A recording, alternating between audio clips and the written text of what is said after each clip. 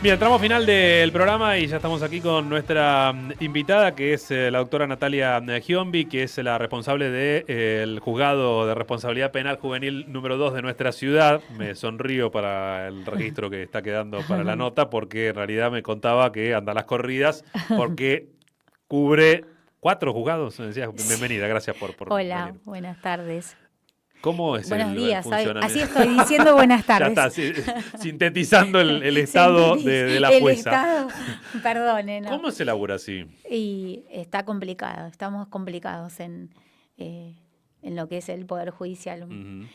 Nada, hay muchísimas vacantes, de a poco se van cubriendo, hay todo un mecanismo, no nos vamos a poner a explicar eso, Ujú. pero bueno, lo cierto es que quienes estamos tratando de, como quien dice, ir tapando agujeros. eh, a mí me toca en esta oportunidad, estar con la parte, yo si bien trabajo en el fuero, pero por ejemplo, a partir del año pasado, por una resolución de la Corte, habilitó a subrogar incluso en otros departamentos Ujú. judiciales, con lo cual el fuero de responsabilidad penal juvenil del departamento de Mar del Plata estaba sin funcionarios magistrados a cargo, o sea, estaban vacantes, lo que Ujú. nosotros llamamos vacantes, y bueno, se habilitó esta posibilidad a partir del, obviamente, de esto del trabajo remoto, ¿no? Claro. Del sistema nos lo permiten. Entonces, bueno, obviamente nuestras firmas son digitales, con los sistemas eso no hay inconvenientes, y la gran mayoría de las audiencias las hacemos con el sistema Ujú. Microsoft Teams. Así es como trabajo Claro. con Mar del Plata y con algunos casos acá también en Bahía para evitar el tema de los traslados y demás. Ujú. Así que bueno, nada, complicado, pero tratando de... Eso en realidad no es más allá del trabajo que hace uno, que siempre está, a ver, le ponemos lo mejor que Ujú. tenemos, pero bueno, lo cierto es que llega un punto como en el día de hoy, Claro. en donde, bueno, las circunstancias sí se complican y más que nada uno lo que tiende es a no quedar mal con las personas que acceden al servicio de Claro, justicia. pensaba Entonces, eso, bueno, digamos, ¿de qué manera afecta esto al servicio y de claramente, justicia? claramente a la sociedad que lamentablemente tiene que acercarse a tramitar algún proceso, al fuero, bueno, al fuero o a otros Ujú. lugares, ¿no? Porque no es solamente el fuero de responsabilidad, Claro. hay cantidad de cargos de fiscales vacantes, pero bueno, se empezó este año, a partir de este año hay 700 cargos vacantes en Ujú. la provincia de Buenos Aires, y ¿De este cuántos año, más o menos? de, Para tomar dimensión, de ¿son cuán, 700 de cuántos que totales o qué porcentaje implica eso en cuanto al... Ay, la verdad no sabría no, Pero es no, un no, número y es un muy número importante, importante, digamos. sí. Ujú. No sabría decirte qué cantidad de organismos jurisdicción, porque eso incluye no solo jueces o Claro, juezas, sino fiscales también también. fiscales y Ujú. defensores, obviamente, Claro. sí. Y bueno, es en toda la provincia. Ujú. Y Eh, eso, en el caso de del fuero penal juvenil, en alguna ocasión hemos conversado y entiendo que también han prestado atención desde otras instancias en el laburo que vienen haciendo con hmm, la idea de justicia restaurativa, que implico sí, que, entiendo que debe implicar otro tipo de contacto y de atención a sí. las causas, ¿no? Exactamente, sí, eso por un lado, y también esta posibilidad que en su momento, no sé, yo trabajo en una comisión de operadores del Foro de Responsabilidad Ujú. Penal Juvenil, y también porque hay toda una temática, ¿no? Con respecto a esto de la especialidad que se requiere, que no es solamente una cuestión de aplicación para nosotros, ¿no? Hay personas que tienen otro criterio, pero para quienes trabajamos con las personas adolescentes en conflicto con la ley penal, estamos convencidos que uno tiene que tener lo que hace a su estructura de funcionamiento, de razonamiento, que hace a la aplicación no solo de las normas Ujú. específicas, esto de aplicar una sanción menor, pero que también tiene que ver con una estructura de razonamiento, ¿sí? En eso reside la especialidad que quienes trabajamos Ujú. con los adolescentes en conflicto con la ley penal, en el fuero, ¿sí? Debemos tener. Es decir, para ser claros, no se trata solamente, o sea, no porque los jueces o los fiscales mayores no puedan trabajar, pero sí justamente el trámite, el proceso, la especialidad, la dedicación en términos también de plazos lo que hace a lo que nos lleva una audiencia, el contacto con un adolescente de 16 no es lo mismo, de hecho yo lo comprobé hace también varios años que estoy cubriendo los juzgados de garantías de mayores, y ahí uno lo puede vivenciar, lo que significa una audiencia celebrada con un adolescente de 16 años con un chico de 30 o de 25. ¿Sí? Yo en una audiencia con un joven de 17 que cometió o que está imputado de un delito, estoy a lo mejor una hora tratando de explicar de qué se trata esto. ¿Me entendés? O sea, hay muchas consideraciones y que por eso en este orden es que se trabajó de esta comisión a la cual yo pertenezco, que es nuclea a magistrados, jueces, a los funcionarios del Fuero de Responsabilidad Penal Juvenil, en incluir esta acordada de la Corte que nos permitía trabajar en el fuero específicamente.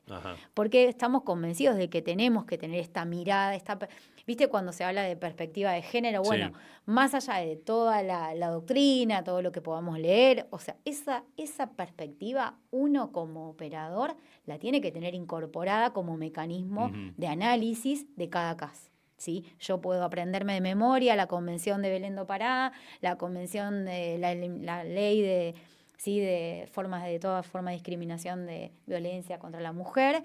La puedo leer, saber de memoria, pero si yo no tengo introyectado lo que le pedimos a los chicos, ¿no? Introyectar, ¿qué es eso? Digamos, ¿qué indica el respeto, por ejemplo, a la perspectiva de género? Es lo mismo. O sea, uno tiene que estar convencido. Bueno, quienes trabajamos con adolescentes estamos convencidos que, por ejemplo, la justicia restaurativa es la salida, es la manera de abordaje de estas situaciones y es la forma de hacer justicia con las personas adolescentes en conflicto con la ley penal. ¿Cómo lo sintetizaría, digamos? ¿Cuál es el objetivo?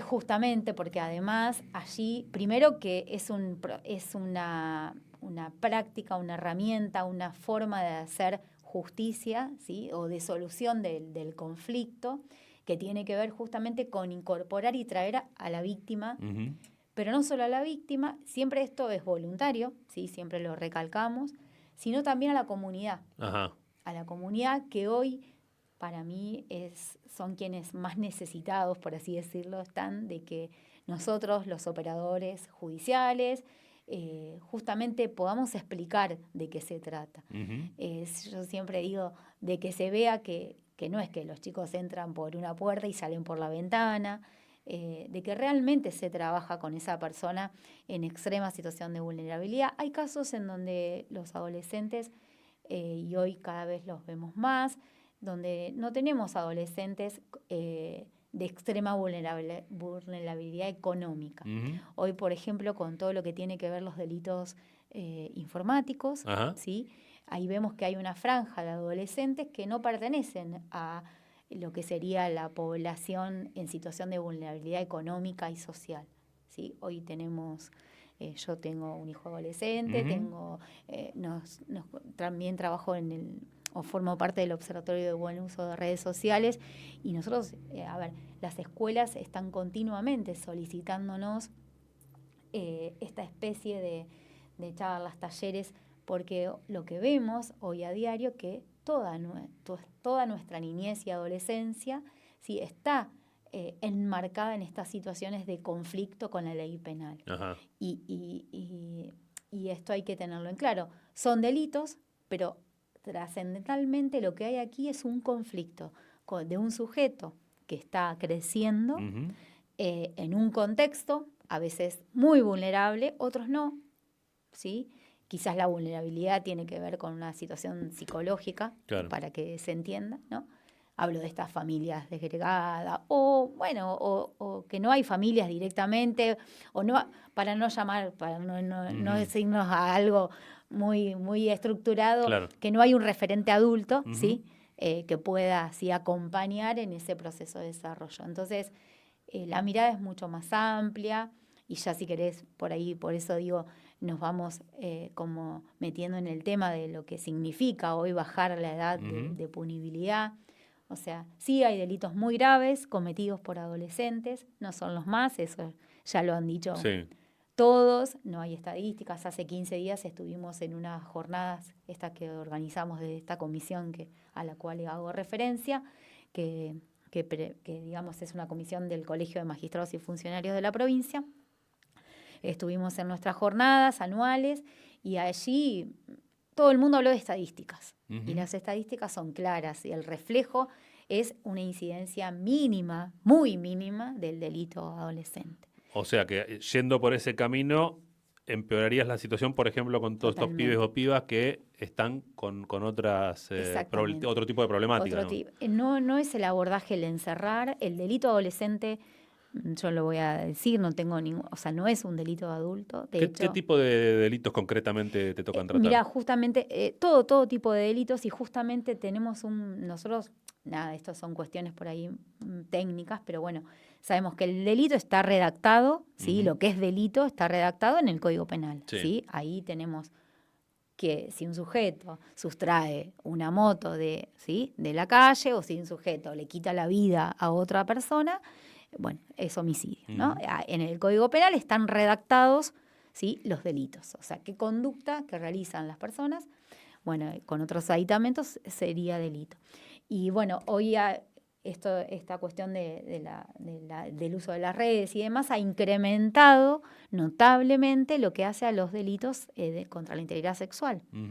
Entonces, vos fíjate que uno de los inconvenientes que particularmente a mí se me presenta es a la hora de juzgar un delito adolescente, un delito contra la integridad sexual perpetrado, cometido o imputado a un adolescente, donde muchas veces cuando tenés una víctima con una distancia de edad que va de mayor a 4 años, o sea, el sujeto 16 o 17 y una víctima de 4, 5, hasta 10, esos son los estudios, bueno, ahí puede que no sea tan complejo, pero cuando las edades de víctima y victimario se asemejan, la redacción del delito contra la integridad sexual, o sea, el delito de abuso, ¿sí?, es muy difícil su análisis en cuanto a, bueno, ¿por qué? Porque la redacción del Código Penal, 1921, o sea, ni a palos voy a decir, o sea, no contempla desde ninguna perspectiva un sujeto activo de esa conducta de una persona menor de edad. Claro. ¿Se entiende? Digo, un mundo completamente distinto. Mundo totalmente... Lo que quiere decir que son necesarias actualizaciones y reformas. El tema es que duda, acá lo que siempre se pretende imponer es una netamente regresiva. O sea, sí, el Código Penal redacta un delito para un sujeto adulto. No hay ese delito que está redactado, esa conducta que está, creo yo, está redactada en 1921 para un sujeto mayor de edad. ¿Sí? Claro. Entonces, ¿por qué? Porque antes no existía el fuero de responsabilidad penal. En 1921 el abordaje de la infancia y la adolescencia era otro contexto, era otra la infancia y la adolescencia también. Sí, seguro. Ni hablar la mujer en aquella época también. Y la perspectiva de mujer, tampoco la perspectiva de niñez era esta, tampoco la perspectiva de discapacidad. Hoy cuando hablamos de perspectiva de discapacidad en el abordaje de un adolescente, yo también tengo que entrelazar esa situación en orden porque posible, a lo mejor ese adolescente, además, o una persona, mujer, niña, adolescente, y quizás tenga una cuestión de discapacidad, porque hoy por hoy también la mayoría de las situaciones están atravesadas por la cuestión de la salud mental. Entonces ahí tenés una discapacidad también. Claro. Vos fíjate, toda la cantidad no se suman, lo que hablamos es de una interseccionalidad, por ahí un término también muy técnico, pero que sí implica para quienes trabajamos con adolescentes y con la persona en realidad que accede a justicia. Y eso también lo traigo a colación no solamente para los imputados o imputadas, sino también para las víctimas, ¿sí?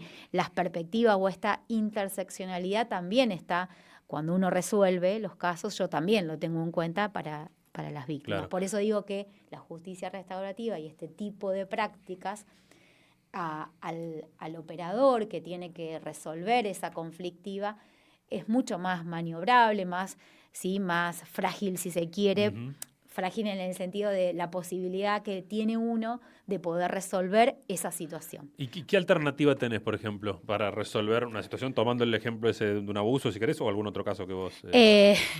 Y bueno, nosotros hoy por hoy muy pocas, casi nulas. Uh-huh. Nosotros descubrimos, en realidad encontramos a partir de todos estos congresos o encuentros que habíamos tenido propiciando este tipo de prácticas restaurativas, que también hay que aclarar, no implica impunidad solamente, Uh-huh. ¿sí? Es una forma o un mecanismo adecuado que no lo decimos nosotros, sino que esto viene de los organismos internacionales que están, digamos, instaurando este tipo de abordaje para los adolescentes.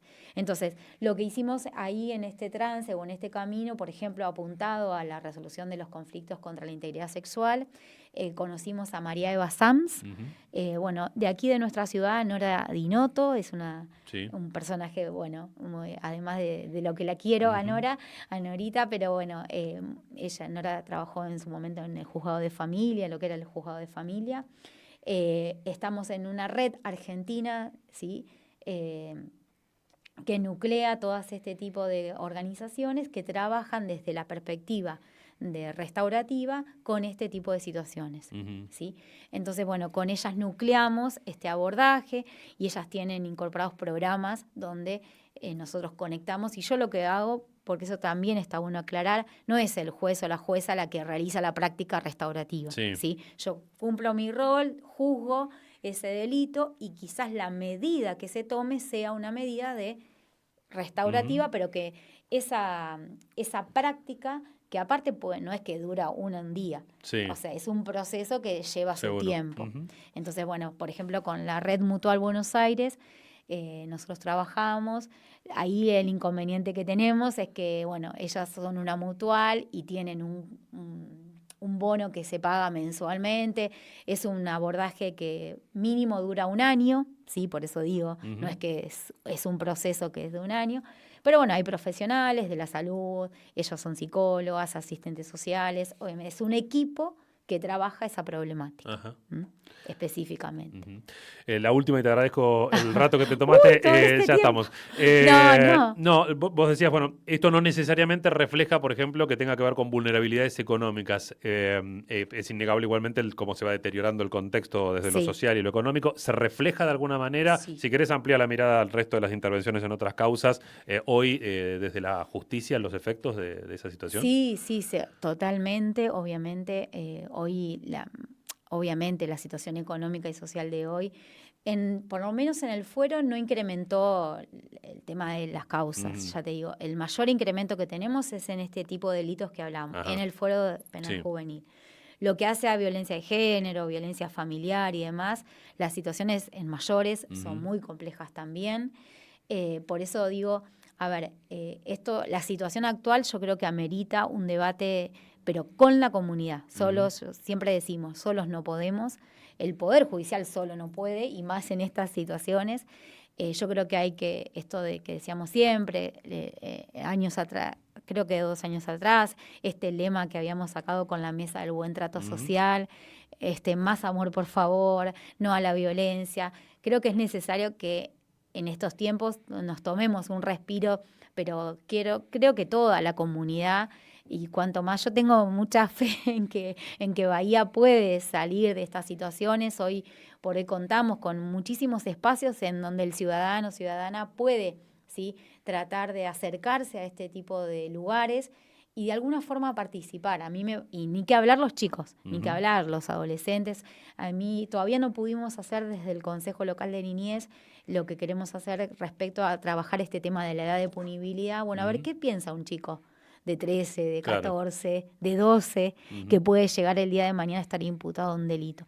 Así que nada, un llamado a la comunidad, a la sociedad, a todos aquellos. Nosotros siempre invitamos a nuestro juzgado a que las personas se acerquen a conocer de qué se trata esto de las prácticas o de la justicia restaurativa, porque la verdad que necesitamos, ¿sí?, personas que puedan coadyuvar, decimos siempre, a estas chicos, chicas que están en estos procesos, ¿sí?, a partir de un delito imputado o cometido. A la larga están por allí no hayan sido responsables o no hayan participado, los chicos están allí en Corrientes 110 en nuestro caso, acá en Bahía, y lo cierto es que transita y por un proceso acceden a justicia, o sea, van ahí al juzgado, se encuentran con personas que le hablan como yo, trato en lo posible de ser accesible, pero bueno, muchas veces es complejo, la situación es compleja. La seguimos en otro momento. Natalia, muchísimas gracias. Natalia es Natalia Giombi, jueza del penal juvenil número 2 de nuestra ciudad. Gracias. No, a ustedes, muy amables.